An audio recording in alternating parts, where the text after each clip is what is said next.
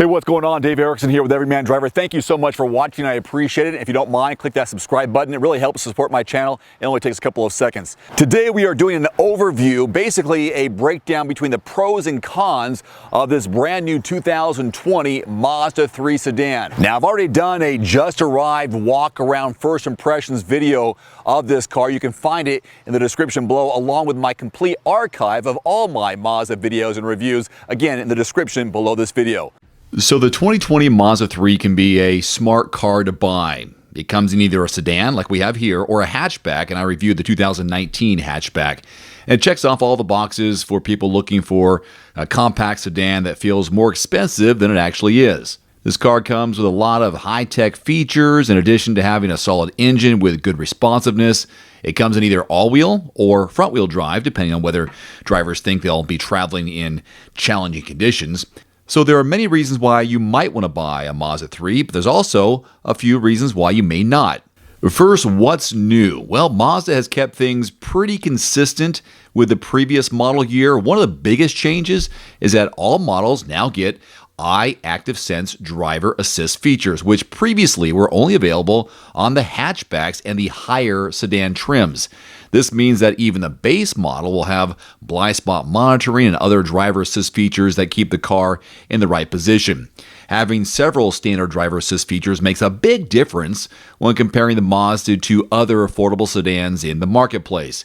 Many of those other vehicles have base models that only have limited advantages in this regard. So let's begin with the positives, and we'll finish off with some of the drawbacks. Number one, it gets good gas mileage. These days, a lot of people are mindful of their gas consumption because of the environment or maybe just financial reasons. These consumers are often looking only for vehicles that can get at least 30 miles per gallon. The good news is that this vehicle does well in this field, getting up to an estimated 26 city, 35 on the highway, so that mixed driving number is right there around 28, 29, close to 30, depends on how you drive.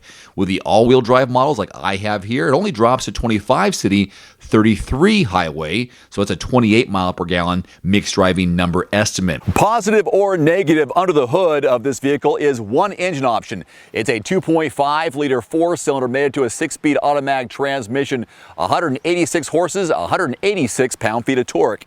Some might say, and I'm sure Mazda would too, that it handles itself like a sports car. Mazda has incorporated this vehicle with SkyActiv Vehicle Dynamics technology. This features G-vectoring control, a system that gives you a smoother ride. The handling is excellent, whether the car is zooming down the highway or taking tight S-corners or just navigating around city streets. The system improves its performance by adjusting power delivery and shifting weight when necessary. And the best thing is that the driver doesn't have to do anything but steer and adjust the speed as they're accustomed to doing. This is one of my favorite sections to go in to showcase the driving dynamics and how it handles whenever I drive a car.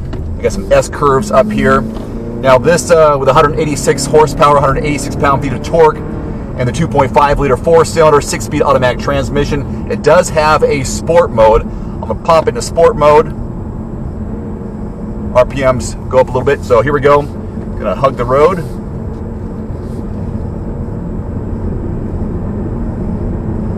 I am hugging the road. Smooth. I can hear a little bit of the engine, but that felt pretty good. I am one with the road, and I also have the assisted driving steering wheel assist. That doesn't make sense. So I'm going around, and I can feel started hitting the yellow line on the left-hand side, flashing in the instrument cluster with a full steering wheel, and it was showing me to go this way. So that is on. Good. I love how composed this car is. You know, they make it easy. If you don't, not everyone understands engineering and why things work as well as they do. But when you are in a car that works well, that's one with the road, you don't have to think too much. You're comfortable, you're confident. And I think almost, pretty much any Mazda that I've been in, they do a great job where it's like, oh, yeah, I can see this being a daily driver for sure. And that's what this car is to me. It's a great daily driver. And the size is a little bit on the small side for me. I prefer probably a Mazda 6, but in this case, if you're looking for the price point in this category, go for this one. This one works. Slight delay in the acceleration, but popped up pretty well. I mean, what do you expect? 186 horse? I'll take it. Will you? Now let's talk about the front end, specifically the headlights. Even the basic model of the Mazda 3 comes with LED headlights, LED daytime running lights, and LED combination tail lights. And I really like the tail lights quite a bit. I just like how they're formed around the edges of the back end. This result is an exterior that looks like it's ready for the future and is on par with the lighting packages found on many luxury sedans. Let's talk about the information display on a larger center screen and angled toward the driver, which is one of my big game changers in this vehicle. The center screen measures an impressive 8.8 inches across. It's slightly angled toward you, the driver, to help you maintain focus on the road. Yeah, it's not necessarily a driver-passenger infotainment screen. It's really driver-centric. A knob is used to control the system, and that knob has been strategically placed in the center console so you don't have to reach as far as you would with a touchscreen. On the higher trims, which we have, a heads-up display is included. This lets you see easily the information regarding vehicle performance as the car is driving. This screen, or HUD, heads-up display, is actually a portion of the windshield itself, and the information is projected in full color into a position that's directly in front of the steering wheel. Speaking of the infotainment system, you can stay connected, as you should in 2020, with Apple CarPlay and Android Auto. With the exception of the base model, this is standard. Inside now, the cabin. It feels more high-end. On the base model, there are cloth-trimmed sports seats, adjustable headrest, and power locks and windows in addition to various storage compartments. By upgrading just one level, drivers get to have leatherette-trimmed sports seats, a dual-zone climate control system, and leather-wrapped steering wheel. The higher trims come with heated front seats and leather-trimmed sports seats to add to the premium atmosphere. Let's finish off the positives on a safety note. All Mazda 3 models come with an array of driver assist features. Driver attention alert keeps people focused, and lane departure warning and lane keep assist work to prevent accidents that could occur from drifting into other lanes. Mazda Radar Cruise Control with Stop and Go is an advanced system that lets the car keep proper distancing with other vehicles, even in busy traffic conditions. The Select package and higher trims also come with blind spot monitoring and rear cross traffic alert.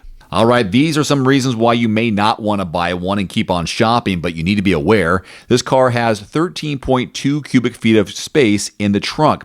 Now, that number is small, but it's deceivingly big. Here's an example of me putting in these large gates or fencing that I use for corralling my dogs.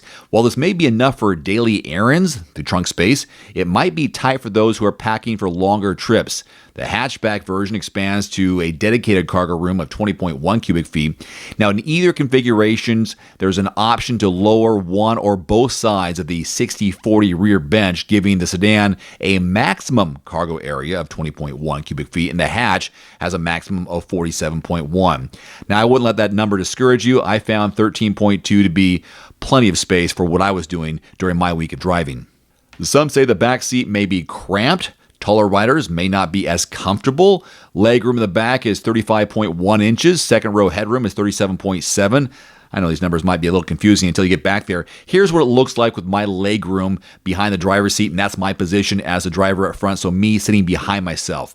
Okay, here's a more realistic look. The amount of space is likely fine for kids and smaller teens, but over time, an adult rider could start feeling like he or she can't get comfortable. Here, I have two car seats, rear-facing and front-facing, for my infant and toddler. There's barely enough room, or just enough room, to put the diaper bag in between them. Not so much to put a full-size adult between those car seats. Unless you have a smaller child or teen, that's the only way you're going to get three people across in the back in some level of comfort. Now, I mentioned the engine earlier. Now, it's good that they have all-wheel drive and front-wheel drive, but there's only one engine available. Several other sedans in the market have two. This one just has one. Again, it's a 2.5 liter. It does come with 186 horsepower and 186 pound-feet of torque. Now, one of the positives I mentioned was all-wheel drive, at least in our tester here, but there's no all-wheel drive on the basic trim. So if you're looking at the base model and you want all-wheel drive, this is not available. You only have it on the Select, Preferred, and Premium packages. So to sum up, the Mazda 3 is not only a practical car to drive around town. I like it. I like it in the sedan more so than the hatchback, but it's also a vehicle that's fun to drive. After all, their motto has been zoom zoom and driving matters.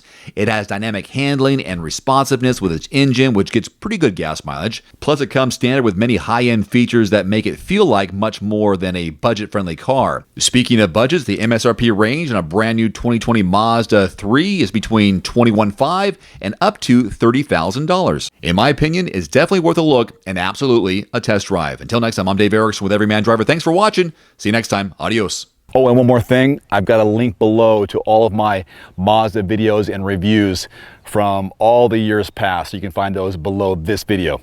Now, adios. Yeah.